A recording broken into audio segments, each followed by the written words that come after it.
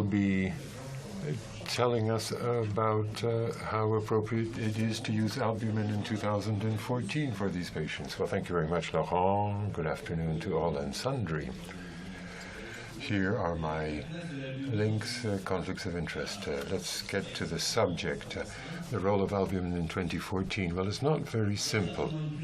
There is no doubt some role to be played in ICUs for albumin. We know that in England it's used, but it's very controversial. Some would prefer to see it stay in pharmacies, and others would like to see it thrown out. Thank you very much, Laurent Babon, for the photograph. Now, as of today, there are studies that say it's controversial, and that's true. It's very controversial. It's still a controversial issue. It's even in the title.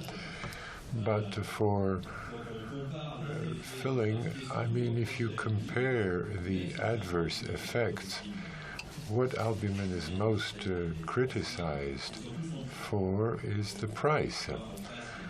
I mean, it's a natural product, human source, and so on, but it is compared to other products that can be used. There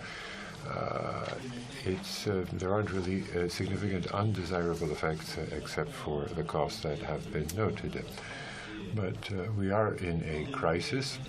It says that there's a crisis for everyone, even for Father Christmas. So albumin has to prove itself to be used. It's a very complex product. It's so complex that if you want to know everything about albumin, you have to read this 80-page paper on the molecular aspects of albumin. It's very complicated, much more complicated than other fluids one might use to compensate for dehydration or vasodilatation. Now, here you can see some of its functions. Most of them are on the screen. It's a product that is very complex in its action within the organism, within the metabolism. And when you talk about antioxidants, immunodilatation, endothelial stabilization, and so on, you immediately start to think of sepsis around the corner and all of the other difficulties that can arise in patients with cirrhosis. But there's something else that's very important about albumin, which is its ability to transport of the 3,000, 4,000, or 5,000 proteins in the organism. Albumin transports 800 of them. And so, when you have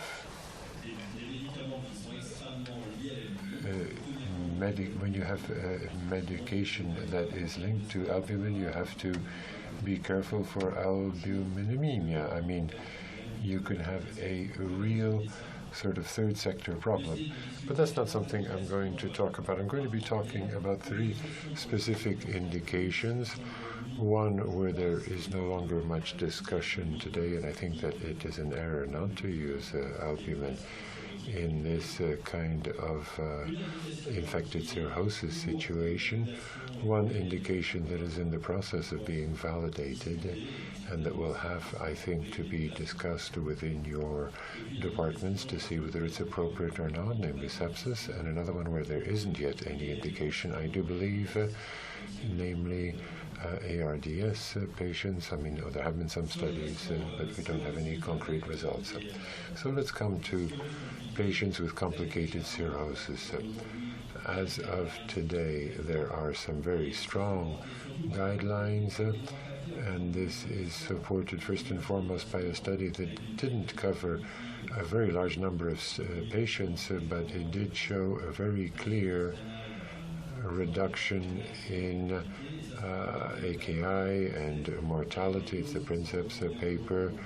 As for the doses that are recommended today in all of the guidelines, here you have some very recent ones dating from November of last year. In the most recent case, and then there are others published at the beginning of 2013, and all of this is based on that study insofar as the doses are concerned. It's also based on the fact that there is a rather complex physiopathology in the cirrhotic patient that is quite well known, has quite well been defined, and when you look at it, you can see that it's a very complex physiopathology with interrelated consequences, starting with portal hypertension, moving on to various infective risks. And when you give albumin to this kind of patient, you have a multiple effect, a multiple impact, and it's very difficult to judge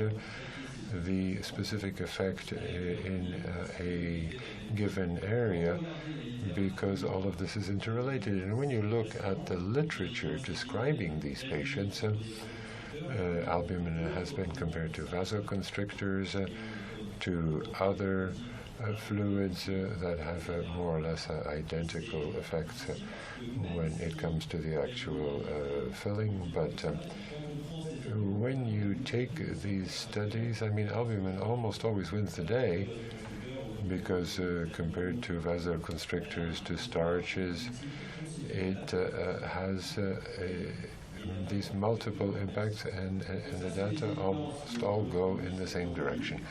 So these are the results that are recognized as of today. If you want to follow these guidelines, you're not forced to, but if you want to, you should be using albumin when there is a significant paracentesis. You want to prevent PPC&E, and you have asides to be removed. Now, of course, in peritonitis, spontaneous bacterial peritonitis, and hepatorenal syndrome. There are many studies on this. To make my presentation easier, there have been some very good meta-analyses that came out recently. One that appeared in Hepatology, which covers an impressive number of studies. When you look at the prevention of hypertension caused by paracentesis, there is something quite favorable results for albumin when you use noradrenaline or other vasoconstrictors that are used in cirrhotic patients or other volume expanded products. And in terms of mortality in particular, one can say, oh, hypotension, that's something that can be managed. But mortality is more difficult to manage, and whether you're looking at vasoconstrictors or other volume expanders, albumin is quite beneficial, and I think that justifies recommending its use. Here is another meta-analysis which covers only very large studies with more than 5-liter paracentesis, and as such the results are quite comparable. Here, all of the different outcomes, hypotension, mortality, and so on. This is a meta-analysis covering only peritonitis or other primitive infections. And when you look at this, it's quite impressive. The renal function, which of course is extremely significant in these patients, it doesn't have much of an impact on the resolution of infection and bacterial clearance. I mean, the impact or the effect of albumin is not infection control. It's much more complex than that. So with respect to those various points, there aren't too many problems, not much to be discussed, but there are still some gray zones or even some black boxes when it comes to cirrhotic patients. Should albumin be given? Should albumin to other cirrhotic infections? I mean, that's not a God-given. That has been looked at by people in France, and they have ambiguous results. And if you have hepatic encephalopathy, there can be other causes and sort of an overlap of the different elements. So that's quite easy. This is also quite easy, I think, in ARDS. I was hesitating to talk about this, but as I look through the literature, there's something that came out in Critical Care. It hasn't yet been actually published, but it compares albumin and crystalloids in ARDS in Vincent's journal. Now, in this meta-analysis, I mean, he talks about 4,000 studies to begin with, and he ends up with 3. I mean, a meta-analysis that ends up concentrating on 3 papers. Well, is it really a meta-analysis? I mean, that's a surprising concept. But the 2 studies by Greg Martin and the sub-study from SAFE, well, and Greg Martin was well known. I mean, it's albumin that increases the PaO2. If you look at the meta-analysis, yes, that's true, but it doesn't come out in the mortality results. And these are older papers with ventilation methods that are no longer used. We have new techniques in ICUs today. And I personally do not believe that in ARDS one should be using albumin. Now, it's more complex when we come to sepsis. It's more complicated because there is a well-defined physiopathology. You have seen the properties of albumin. We know that in sepsis there is constant albuminemia, and it is both quantitative and quantitative. The albumin you measure is oxidated, glycated, degraded. 25 grams of albumin in sepsis is not the same time as 25 grams of albumin in a healthy man on the street who maybe has a problem in his digestive tract or something like that.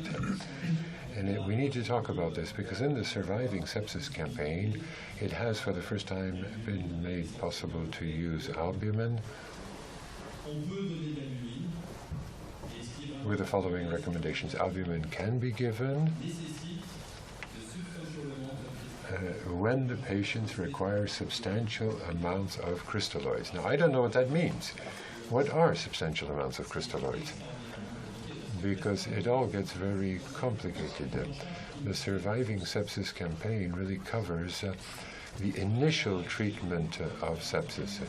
When someone comes to my ICU, they've gone through an emergency service, they've been brought by ambulance, or they've come from an operating theater, where colleagues have already applied the guidelines of the Surviving Sepsis campaign.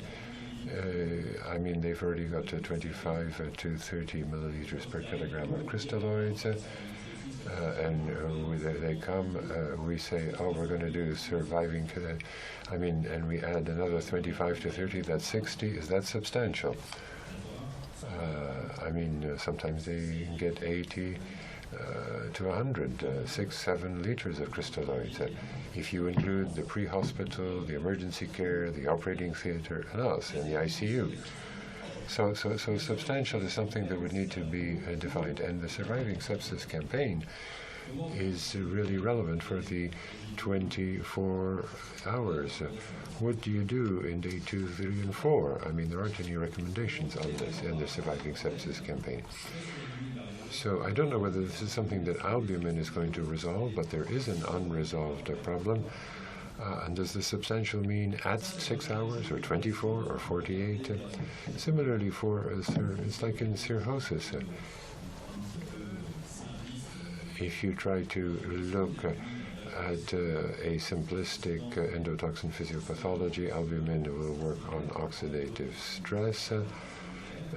It's the only cellular agent in that regard. The others are intracellular, and it will also protect the cell endothelium. There's a lot of studies on this. Now, when we look at the comparative safety of albumin, The beginning of the use of albumin was in the Second World War, and we don't have any record of infection being spread through the use of albumins. I mean, there are local producers or international producers of albumin, and they all have a very safe production of albumin. So as a blood product, it does seem to be extremely safe. There is a meta-analysis that compares hyperoncotic albumin to other products, and it does say that it's a safer product than others, even though there is one French study that shows a bit the opposite, but it's a much smaller one. But if we want to look at the benefits of albumin, there is a concept that's quite interesting because it's related to the properties of albumin per se, which are concentration independent. The antioxidant effect of albumin exists in vivo, in man, and it also exists in vitro as of 25-30 grams per liter. You really have a curve of the antioxidant effect when you start at 30 grams per liter. And if you look at this study, which isn't a very high quality study, but never mind, I mean, it'll be published in the future in the Chinese JAMA. I mean, that's where you need to publish these days. And the impact of those journals coming from China will be huge in 10 years or so. But that was a joke. You're all supposed to laugh. Now, when you give albumin to patients who have very low initial albumin, baseline albumin, you have a beneficial effect. But when you give albumin to people who have a normal baseline concentration, there's no impact. And this is something that Jean-Louis Vincent suspected. I mean, he had some original ideas in a very original paper on 100 patients whom he gave albumin, comparing it with ringer lactate, and he said, we'll try to get up to 30 grams. We'll give it over a few weeks to reach 30 grams after having started with 60 grams. So he looked at the organ failures. Those who had albumin had an improvement in their organ failure, and they had less of a positive fluid balance. And I think that there is a concept that is coming to the fore, which is that patients should not have huge positive balances. How should this be done? With vasoconstrictors, in some other way? I don't know. But all of the data coming in shows that positive fluid balances is associated with death. I mean, which way the etiology goes is not very clear, depending on the study you look at. Now, of course, there is the study from SAFE that renewed interest in albumin, 2,000 patients. I mean, they're not in very serious condition, 30% septic shock, albumin that's not very low, 25 grams, I mean, just sort of at the dose limit level or threshold, with some standard traumas, nothing terribly serious. And if you look at Finfer and the Australian group, you see that there's a beneficial effect of albumin at 5%, not hyperoncotic. But of 1,200 patients, when you adjust, I mean, this was programmed adjustment, there's a signal here that this may be of interest in sepsis. Now, when you do meta-analysis, it comes out like this, even if you exclude some of the studies which were a bit more dubious. It comes out more clearly with a substantial number of patients. That's excluding SAFE. If you add SAFE, there'll be even more. So I think it is of interest. Now, there are two studies that will be coming out this year, which are EARS and ALBIOS.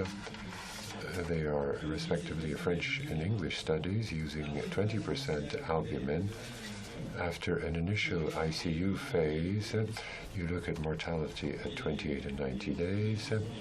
The objectives you see are the same, SOFA score and length of stay and so on. On the one side, septic shock patients, only with acetylcholine and others on the other side, 1,800 with severe sepsis or septic shock. And what really distinguishes is not just the timing of the administration in the French study. This was done in the first 6 hours after shock, first day in Albios. They're stratified with respect to various elements, so what's really of the difference is the administration per se. In the French study, it's not very creative. I mean, I was in charge of that study, so I can say this. The same dose over 3 days, 60 grams per day over 3 days. Why not very creative? Because when we submitted the study to the ethics committee, they said to us, you can't give more than 60 grams per day, because Frederick Schongen's study showed that at 20% there was extra mortality, so you're not authorized to give more than that. I mean, that was very meaningful, of course. That's the role of an ethics committee. But the Luciano Gattinoni's study in Italy did the same thing, but they sought to have 30 grams, to reach 30 grams per day. Now, to be very brief on the presentation of the results, one of the problems with our study was not just the dose, but we started at a very low level. At the albumin was 18 grams per liter, and with 60 grams per day, we really had difficulty getting up to 30 grams per liter, and in fact that was only with two-thirds. It was two-thirds of them. We didn't even go beyond 25. The second problem is that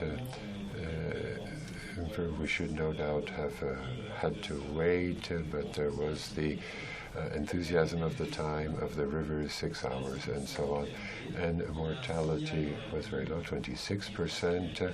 There's a very weak difference in the albumin group, not at all significant. Now, when you take the patients who received 5 injections of albumin, that was the per protocol, with a reduction in mortality of 20% with respect to the group that received a saline at 9 per thousand. Now here you went from 18 to 23%, not significant, but you would need 4,500 patients to it's just not possible. It wasn't possible for us to come up with something that would be statistically significant. Now, some beneficial effects for secondary outcomes, not in the case of renal injury, nothing in dialysis or others, but in the Albios case, it wasn't the same patients. They started with much higher initial albumin. Obviously, they came up to 30 more quickly and more easily. The overall population, a small difference, but not statistically significant. But nevertheless, a reduction in mortality at 90 days that was statistically significant, and it was much higher than in our group anyway, because it was a different population. Now, they have been included in the meta-analysis that just came out. When you compare albumin with saline solutions, there is a beneficial effect. As for the other comparisons, not much can be said, but there is a resuscitation potential for patients in septic shock. Now, when we look at Jean-Louis Vincent, he published these 4 phases in the treatment of shock. Well, here albumin here albumin is expensive, but it's a good product to reach an acceptable blood pressure. In optimization, it can provide adequate oxygen availability. For stabilization, and in de-escalation, there are some positive aspects as well. The main disadvantage, however, of albumin remains the cost. So to conclude, the place of albumin in ICUs. Well, I think it would be a mistake not to give albumin to complicated cirrhotic patients. In septic shock, I think it's still debatable. one should start with crystalloid stabilization. I don't know at what level. When the albumin level is low, below 25, or maybe the cutoff should even be below that, and when hemodynamic conditions remain unstable, then yes, okay. And if you do give it, it should be at 20% because of chloride problems and so on. And there are lots of studies, experimental studies, which show that if you want to infuse it, then you have much more beneficial effects than if you do it slowly than quickly. But that's in animals. So the infusion rate should be low. And when you look at Gattinoni's paper,